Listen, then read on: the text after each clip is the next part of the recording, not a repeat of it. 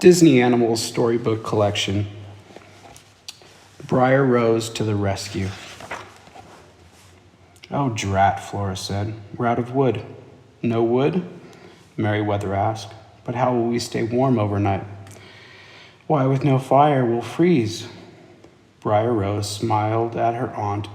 She loved her dearly, but Merryweather certainly had a flair for the dramatic. I'll go fetch some more, Briar Rose offered. Then, putting on her cloak, she stepped out of the cottage. I'll be right back, she called. Briar Rose didn't have to go far to find wood. By the time she had taken a few steps into the forest, her arms were full. But as she turned to go home, Briar Rose heard a noise. Whoo, whoo. Briar Rose spun around to see her friend the owl perched on a tree branch. Why, hello there, Briar Rose called back. How are you this evening? Whoo, whoo, the owl called again. He flapped his wings frantically and hopped up and down on the branch. Then with one more hoot, he flew deeper into the forest. Briar Rose frowned. Her animal friends were usually quite calm. It was not like the owl to seem so upset. She hoped nothing was wrong. Setting down the pile of wood she had collected, she followed him. The owl landed on a large oak tree. Briar Rose knew that a family of rabbits lived inside. Her heart pounded. Is something wrong with the bunny? She asked. Briar Rose knelt down and looked into the hollow tree trunk. The mother rabbit was there, anxiously fussing over her babies. 1, 2, Briar Rose counted. Where's the third bunny? There should be one more. Now Briar Rose knew why the owl had seemed so upset. A baby bunny was missing. Don't worry, I'll find him, Briar Rose promised. And you'll help me, won't you, Owl? Woo-hoo! The owl agreed.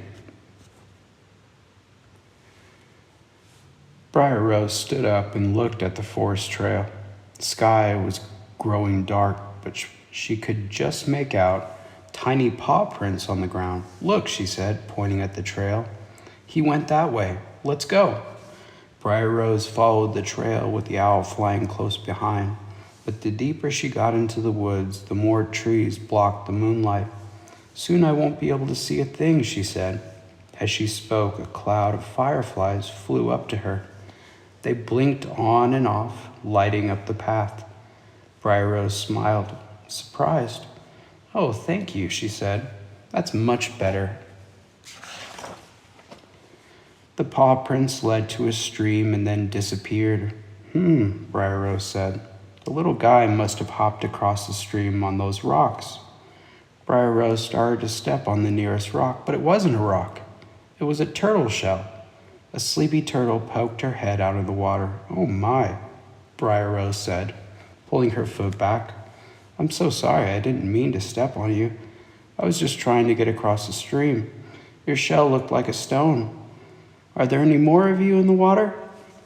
At the commotion, 4 more sleepy turtles popped their heads up and looked around. I'm sorry to wake you, Briar Rose said, but I don't want to step on you by mistake. Briar Rose bent down and peered at the turtle shells. Now that she knew what she was looking for, she could see the difference between turtles and the rocks. Thank you, she said. She carefully stepped across the rocks. You can go back to sleep now.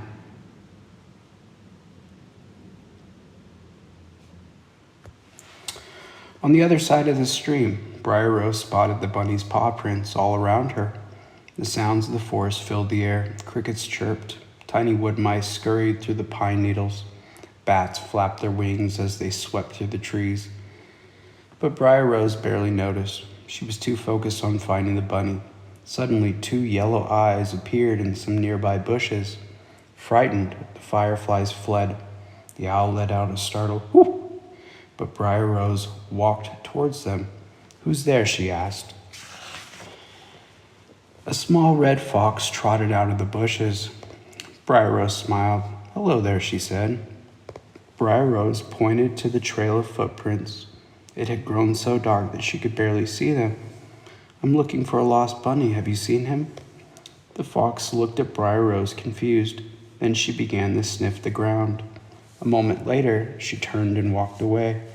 Briar Rose quickly set off after the fox. Whoo, whoo! Suddenly the owl let out a warning cry and flew in front of Briar Rose. She stopped and looked down, right at the edge of a cliff. The fox was making her way across a fallen tree to get to the other side, but Briar Rose had nearly stepped over the edge. "Thank you, Owl," Briar Rose said. "It's a good thing that you can see so well at night." Then, following the fox's lead, she carefully walked across the fallen tree. The fox led Briar Rose to the edge of the forest. Ahead, she could see a cottage with a big vegetable garden. "Thank you," Briar Rose called out to her new friend, but the fox had already disappeared into the woods. Stepping out of the forest, Briar Rose headed towards the cottage. The moon shone brightly overhead, and she could easily see the missing bunny sleeping happily in the patch of lettuce. Laughing softly, Briar Rose picked up the bunny and made her way back over the fallen tree, across the stream into the hollow tree that was home to the family of rabbits. "Here you are," Briar Rose said, placing the bunny inside the hollow. Safe and sound. The bunny's mother, brother, and sister were so happy the little bunny was home. They all snuggled up, ready for bedtime. Briar Rose smiled at the rabbits, then yawned. "Oh my, I'm getting sleepy too.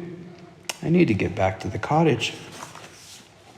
Gathering her firewood, Briar Rose returned to the cottage, where the three anxious aunts were waiting for her. "Where were you?" Flora asked. "We were so worried about you," Fauna exclaimed. "We went to look for you, but all we could find was an abandoned pile of wood," Merryweather said. "We thought someone had kidnapped you." "I'm sorry," Briar Rose said. "It was an emergency. Besides, who would want to hurt me?" Now, Merryweather, she's just fine," Fauna said. Then, turning to Briar Rose, she added, "How about some cake and a nice hot cup of tea? And you can tell us everything that happened." So Briar Rose and her aunts settled in for the night, and the girl told them all about her adventure. The end.